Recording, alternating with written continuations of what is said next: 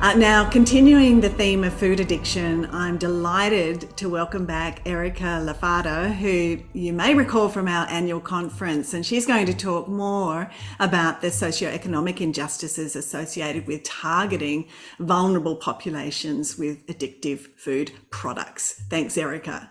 Yes, thank you for having me back. And just as Matthew mentioned, my topic does kind of follow from what he was discussing.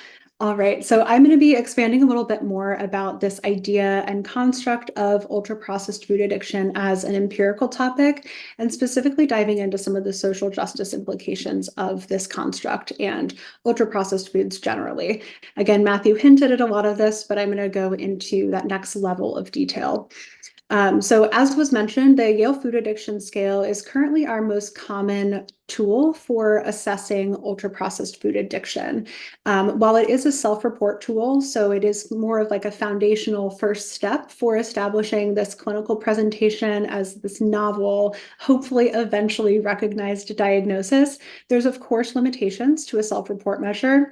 One of the major strengths of this measure, though, is that it is directly based off of the 11 DSM-5 diagnostic criteria for substance use disorders as it applies to the problematic intake of ultra-processed foods. So just some examples of these symptoms are intake despite consequences, persistent but unsuccessful desires to cut down, and of course, these core addiction mechanisms like withdrawal and tolerance.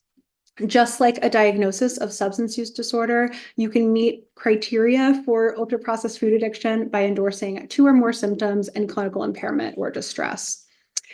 Very recently, these 2 massive systematic reviews came out of 281 studies across 36 countries to estimate the global prevalence and scope of food addiction.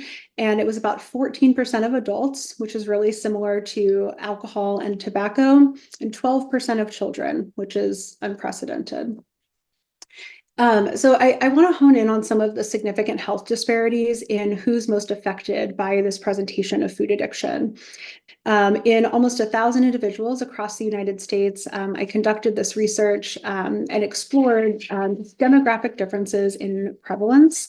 And you can see like quite substantial health disparities among persons of color and individuals who identify as Hispanic.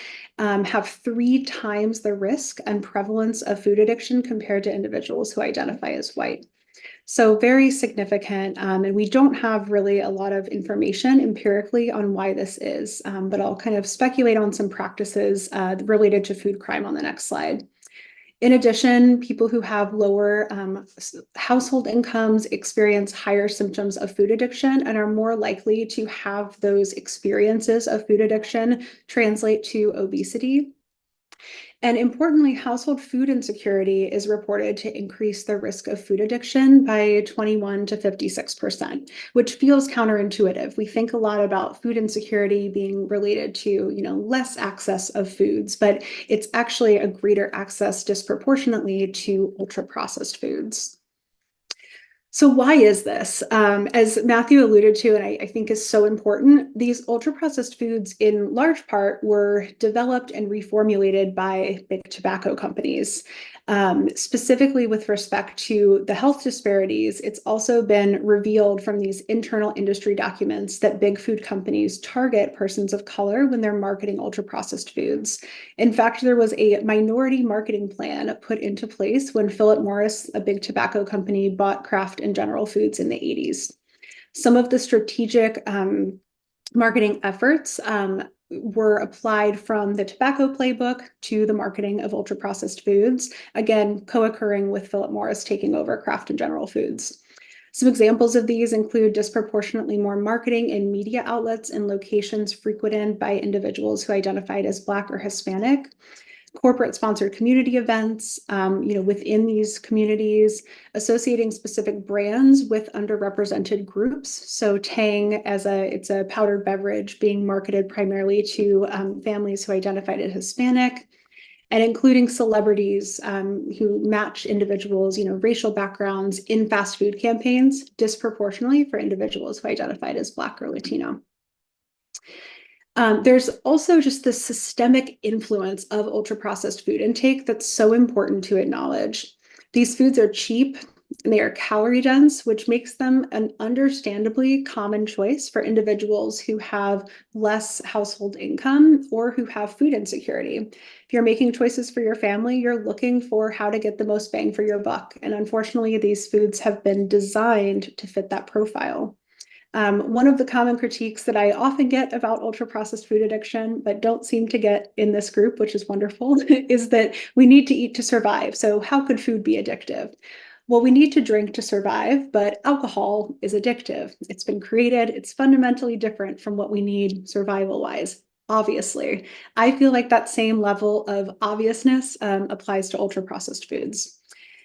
We know that these foods are triggering addictive responses in children and adults, and they're highly rewarding. So motivating intake among people experiencing chronic stress makes sense, and they've been designed that way. So I think bringing a level of empathy and understanding is really important to how these foods are implicated systemically in health disparities. And what I'll leave you with is the social acceptability of these foods is really unprecedented compared to other substances. So you can just take a moment to imagine if there were as many cues in our environment or opportunities to drink alcohol as there are for ultra-processed foods.